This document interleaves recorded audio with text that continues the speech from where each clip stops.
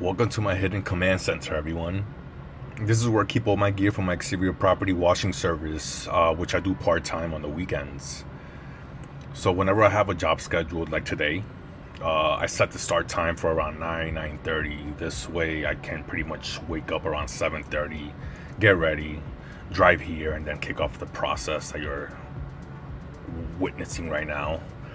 I'm still working on efficiency because let's face it, time is money, but efficiency also costs money.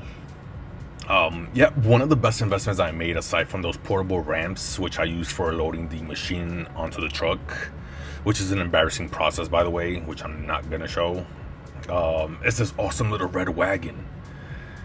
It saves me like literally 20 minutes. It just allows me to haul all of my equipment in one trip instead of making multiple trips back and forth.